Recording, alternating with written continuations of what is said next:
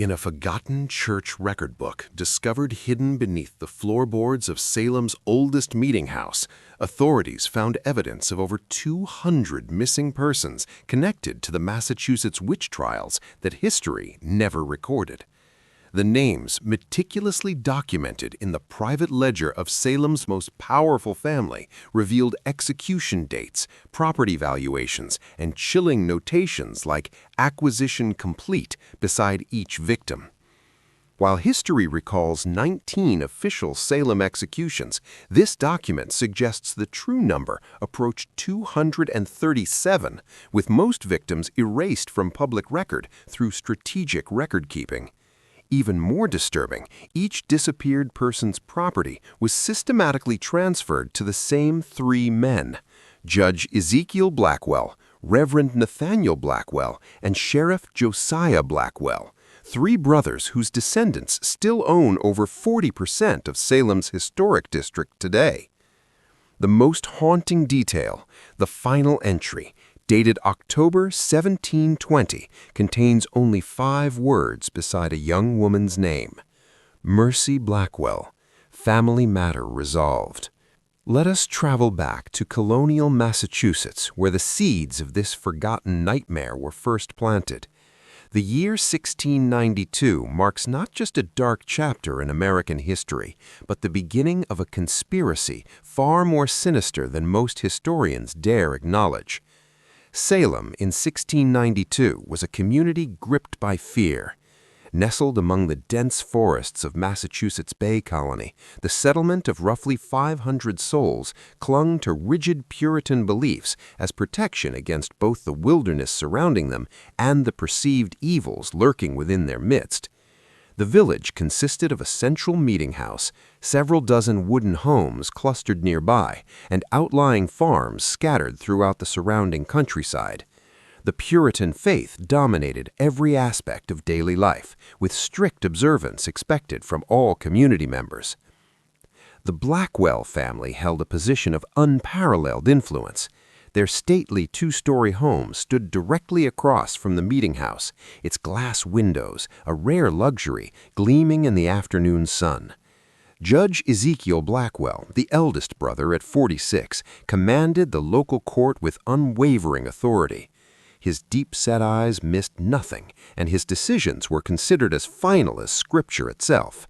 Despite his comfortable living, he wore simple black attire, maintaining the appearance of Puritan humility while secretly amassing influence.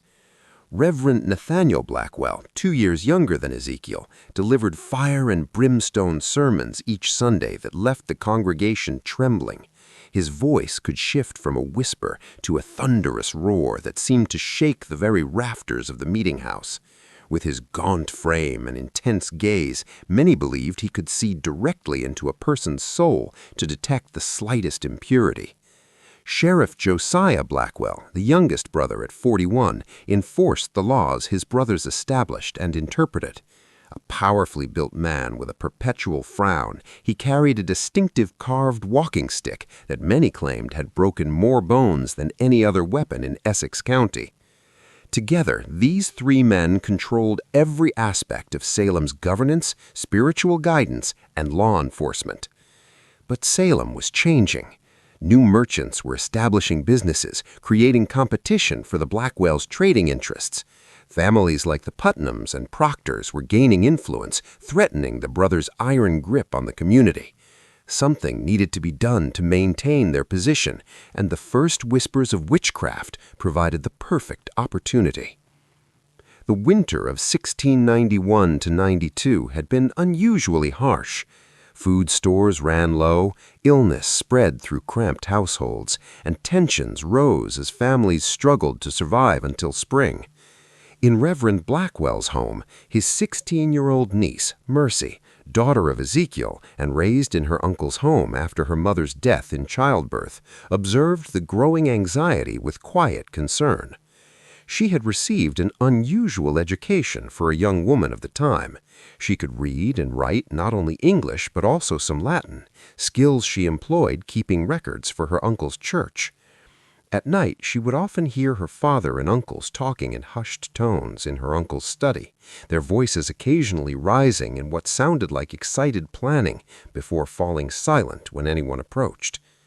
On a bitter February evening, as Mercy carried firewood to her uncle's study, she paused outside the door, hearing her father's voice raised in unusual animation. "The Porter widow's land adjoins the river access we need. With her husband gone, she'll never maintain it properly," Ezekiel was saying. "I've refused to sell to me twice now," replied Josiah, his deep voice tinged with frustration. "Perhaps," said Nathaniel, his tone measured and cold, "the widow Porter might soon face troubles of a different nature. I've heard disturbing reports of strange behavior. Times like these require vigilance against the devil's influence." A chill that had nothing to do with the winter cold ran down Mercy's spine as her uncle's laughter mingled together. 2 weeks later, when the first accusations of witchcraft erupted in Salem Village, Mercy couldn't help but remember that conversation and wonder at the coincidence. The accusations spread like frenzied wildfire through the dry kindling of Salem's fears. Young girls writhing on the meeting-house floor claiming invisible torments. Respectable wives suddenly named as consorts of Satan. Farmers accused of blighting crops and killing livestock. And at the center of it all stood the Blackwell brothers, Ezekiel solemnly presiding over hasty trials, Nathaniel providing theological justification for the proceedings, and Josiah dragging the accused from their homes in the dead of night. What began with 3 accused witches in February swelled to dozens by May. The jail overflowed with frightened prisoners awaiting trial. The community fractured as neighbor accused neighbor, old grudges suddenly recast as evidence of malefic influence. Through it all, Mercy dutifully recorded names in her uncle's private ledger, never questioning why so many of the accused owned property that her father had previously expressed interest in acquiring. When the widow Porter was arrested on a rainy April night, Mercy finally began to understand the terrible pattern unfolding before her. The widow's screams echoed through the village as Josiah and his deputies dragged her from her home. The next morning, Mercy overheard her father and uncles discussing how her property would need to be managed during her imprisonment. Within a week, the widow's prime riverside land had been purchased by Ezekiel at a fraction of its value, ostensibly to pay for her care while imprisoned. As spring turned to summer, the executions began. The first to die was Bridget Bishop, hanged on June 10th at what would later be called Gallows Hill. Mercy watched from a distance as the woman's body swung from the branch of a great oak, her uncle's voice rising in prayer for the soul of the condemned witch.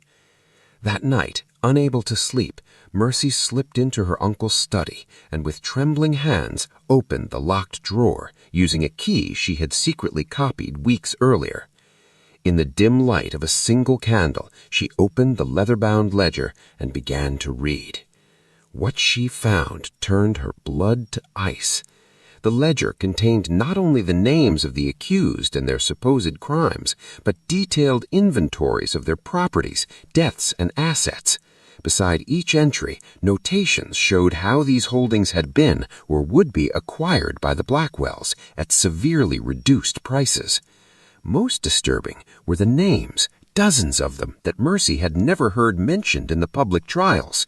Names followed by dates of execution and the simple phrase, "matter concluded," or "acquisition complete." If what she read was true, her father and uncles had not only manipulated the witch panic for financial gain, but had conducted secret executions of people who were never officially charged. Their disappearances were attributed to flight or abandonment of the community. The official count of witch trial victims, which would eventually reach 19 in the public record, was dwarfed by the true number recorded in this hidden ledger. The summer of 1692 brought no relief to Salem. As the humid air hung heavy over the settlement, the stench of fear and suspicion was even thicker. Trials continued at a frantic pace, with Judge Ezekiel Blackwell presiding over hearings that rarely lasted more than an hour before guilty verdicts were pronounced. The accused were given a simple choice: confess and implicate others, or maintain innocence and face execution. Mercy watched with growing horror as more and more names filled the pages of her uncle's secret ledger. The pattern became unmistakable. Those who owned valuable property or had opposed Blackwell family interests were disproportionately targeted. Even more disturbing were the private examinations conducted in the basement of the Blackwell home, where Sheriff Josiah employed methods to extract confessions that left prisoners with broken fingers, dislocated joints, and sometimes much worse. On a particularly oppressive July evening, Mercy was instructed to bring refreshments to her father and uncles in the basement. Descending the narrow stairs, the bitter smell of copper and sweat assaulted her senses before she could see what awaited her. In the dim lantern light, she discovered Goodman Thomas Putnam, a prosperous farmer who had refused to sell his mill to Ezekiel, strapped to a chair, his face nearly unrecognizable from the beating he had endured. His fingers splayed at unnatural angles where they had been systematically broken. Mercy, just in time," her father said casually, taking the tray from her trembling hands. "Goodman Putnam has just remembered witnessing Goody Proctor communing with the devil. Isn't that fortunate?"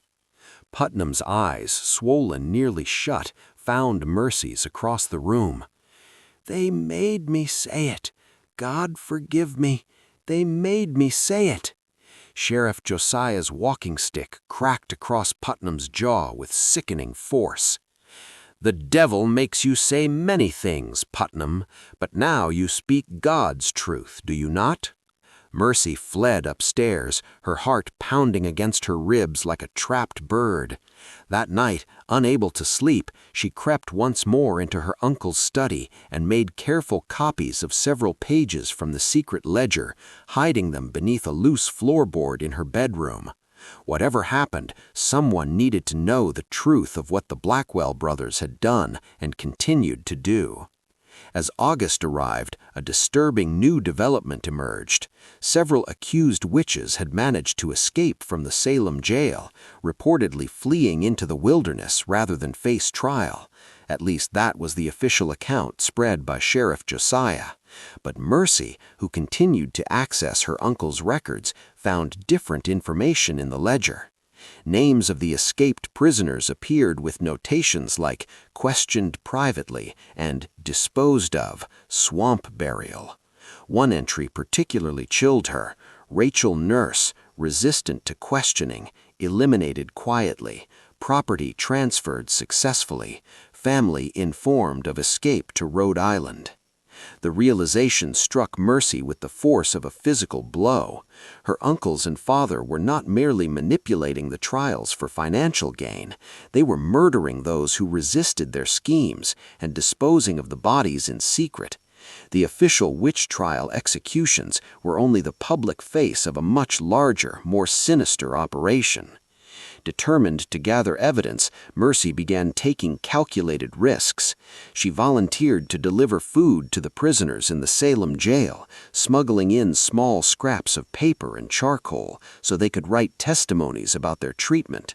She quietly approached relatives of the escaped prisoners, asking innocent-seeming questions about whether they had received any word from their missing loved ones.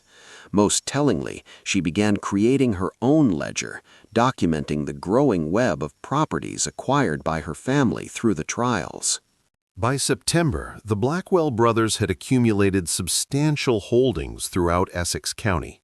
Judge Ezekiel now owned 3 mills, extensive farmland, and several commercial buildings in Salem town. Reverend Nathaniel had acquired 2 rival church properties and the lands surrounding them. Sheriff Josiah controlled much of the Riverside property, giving him effective command over shipping access.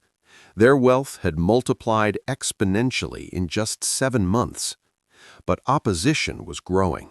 Cotton Mather, an influential minister from Boston, had written expressing concerns about the evidence being accepted in the Salem trials. Several prominent citizens had begun to question the proceedings, particularly after respected community members like Rebecca Nurse and John Proctor were executed, despite character testimonies in their favor. Sensing the changing tide, the Blackwell brothers accelerated their efforts.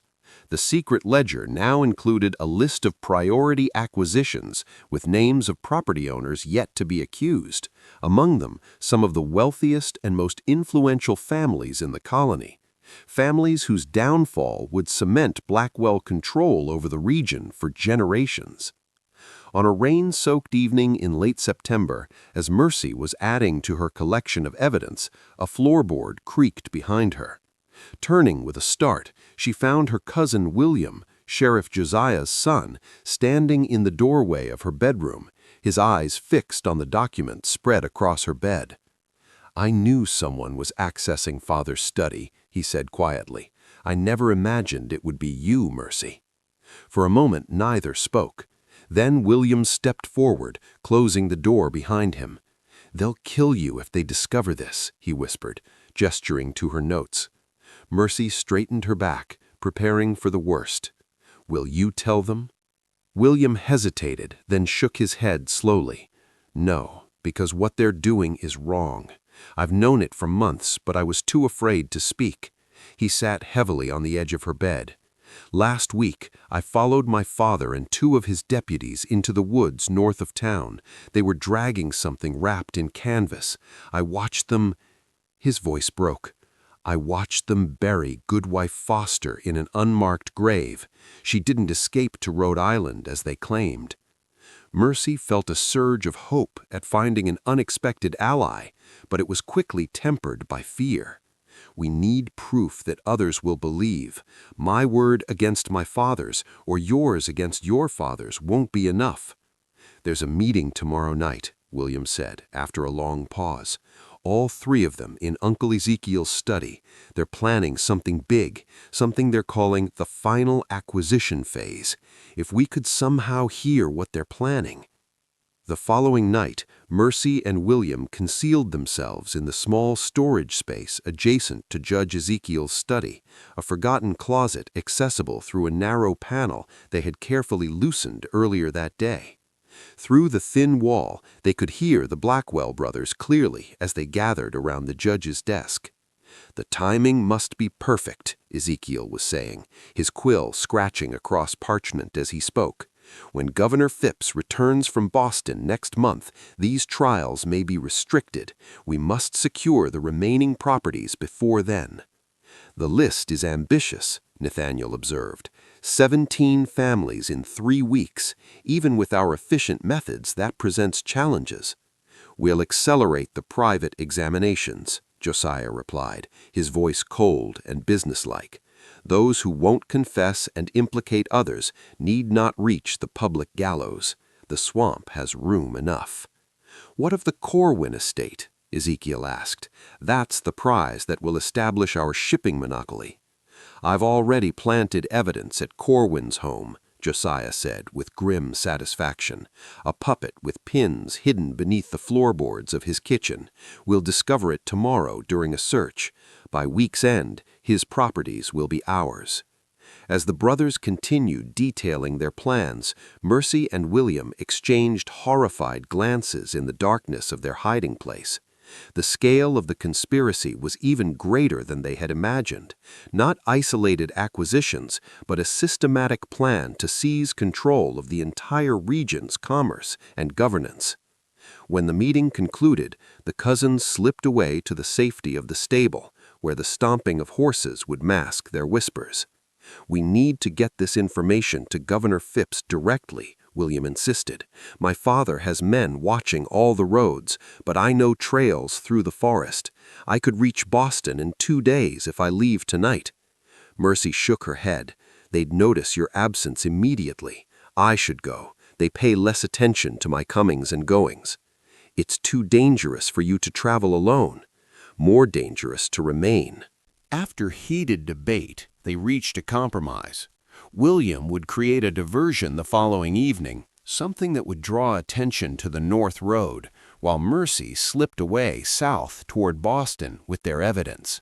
She would take her documentation, including copied pages from the secret ledger, directly to Governor Phipps. The next day passed in excruciating slowness as Mercy made careful preparations, concealing documents in the lining of her cloak and securing a small packet of food. As dusk approached, William departed on his errand, promising to start a small fire in an abandoned barn north of town, enough to draw attention but not endanger anyone. Mercy waited for the alarm to sound, her small travel sack hidden beneath her bed. But as the church bell began to toll, signaling an emergency, her bedroom door burst open. Sheriff Josiah stood in the doorway, flanked by 2 deputies, his face twisted in cold fury. "Mercy Blackwell," he intoned formally, "you are hereby charged with witchcraft and conspiracy against godly authority." Behind him appeared her father and uncle, their expressions unreadable. "Search her room," Ezekiel ordered. "The devil leaves evidence of his influence."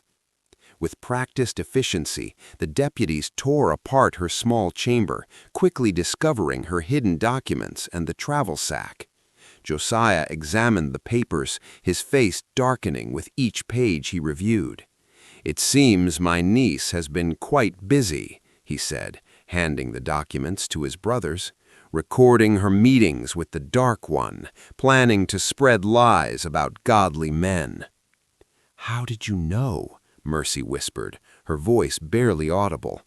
Ezekiel stepped forward, his cold eyes fixing on hers. "William has always been a loyal son. Did you truly believe he would betray his family for a foolish girl's fantasies?" The betrayal struck Mercy like a physical blow. She had trusted her cousin completely, never imagining he would lead her into a trap.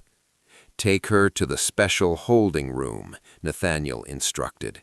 "We'll begin her examination immediately. By morning, I expect she'll be eager to confess her sins and name her accomplices." As the deputies dragged her from the room, Mercy caught a glimpse of William standing in the shadows of the hallway, his face expressionless. Only the slight trembling of his hands betrayed any emotion as he watched his cousin being taken away. The special holding room was in fact the root cellar beneath the meeting house, a damp, windowless space where the Blackwells conducted their most private interrogations. As Mercy was roughly secured to a chair, she realized with growing horror that her fate would likely never be recorded in any official proceedings of the Salem trials. Like so many others, she would simply disappear, another victim of her family's ruthless ambition. Ezekiel entered alone, closing the heavy door behind him. In his hands he carried the leather-bound ledger that started Mercy's investigation. "I had such hopes for you," he said quietly, placing the book on a small table. "Intelligence and obedience, a rare combination. You could have been very useful to our family's future." "How many?" Mercy asked, finding her courage. "How many innocent people have you murdered for their property?" Ezekiel shrugged, as if the question held little importance. "People die in times of crisis, some publicly as examples, others more discreetly when public executions might raise uncomfortable questions." He opened the ledger to its final pages. "The official record will show 19 executions when this business concludes. The actual number," he smiled thinly, "let's just say the Blackwell legacy will be secure for generations." "You won't get away with this," Mercy insisted, though her voice wavered. "Governor Phipps will investigate. Others are already questioning the trials. By the time any investigation occurs, evidence will be scarce, and witnesses scarcer still." Ezekiel picked up a quill and dipped it in ink. "Now I have a final entry to make in this book. The question is, what shall I write beside your name, daughter?" The tension in that root cellar would mark the turning point in Salem's darkest chapter, though few would ever know the full truth of what transpired there. As the events in Salem reached their climax in October 1692, a remarkable confluence of circumstances altered the course of history. Governor William Phipps, returning early from Boston, issued a proclamation forbidding further arrests based on spectral evidence. Though Mercy's whereabouts remained unrecorded in any official document from the period, a mysterious letter reached the governor's office just before his declaration, a letter containing detailed evidence of judicial misconduct and property seizures connected to the trials. The turning point came on October 29, 1692, when the Blackwell brothers' private ledger was discovered by colonial officials during an unannounced inspection of court records. The brothers disappeared that same night, along with several deputies loyal to Sheriff Josiah. Rumors spread that they had fled to Virginia or perhaps the Caribbean, taking substantial wealth with them. For decades, the full extent of the Blackwells' crimes remained hidden. The colony, eager to move beyond the shame of the witch trials, focused on the 19 official victims rather than investigating disappearances that might reveal a more extensive conspiracy. Families of the missing were left to wonder what had truly happened to their loved ones, many accepting the official explanation that their relatives had fled the colony in fear. It wasn't until 1720, nearly 30 years after the trials, that a startling discovery brought the Blackwell legacy back into focus. Workers renovating the old Salem meeting house uncovered a hidden chamber beneath the main floor, a room whose walls were scratched with dozens of names and dates. Forensic examination of the site revealed evidence of extensive bloodstains and multiple shallow graves nearby. Among the items recovered was a small journal, its pages water-damaged but still partially legible. The author, identified only as M.B., had documented the final days of her imprisonment and the unexpected turn of events that had allowed her to escape the fate planned for her. Though many pages were illegible, one passage stood out with chilling clarity. "When they came for me that final night, I believed death was certain. But as Uncle Josiah raised his knife, a commotion above stayed his hand. William appeared at the cellar door, not as betrayer, but as savior, having alerted the governor's men to our location. In the chaos that followed, I witnessed what I can only describe as divine justice. My father and uncles, architects of so much suffering, fleeing like common criminals into the darkness. I know they will not stop. Wherever they have gone, their ambition and cruelty will continue. I make this record so that those who come after will know the truth of what happened in Salem. Not a supernatural panic, but a calculated scheme of murder and theft disguised as religious zeal. The official records show 19 victims. The true number approaches 237 souls, their names recorded in the Blackwell ledger and on these walls where many breathed their last. I write this in October 1720, having returned to Salem after years in hiding, determined that the truth will not remain buried forever. The journal ends abruptly, mid-sentence, its final page stained with what appears to be blood. No record exists of what became of Mercy Blackwell after this entry, though local legend suggests she may have been the final victim of her family's legacy, perhaps tracked down and silenced by relatives determined to protect the Blackwell name. The passage of time often buries the darkest secrets, but sometimes the truth finds ways to surface, no matter how deeply it was buried. In the centuries since, the Blackwell descendants scattered throughout New England, many changing their name to escape the growing rumors of their ancestors' crimes.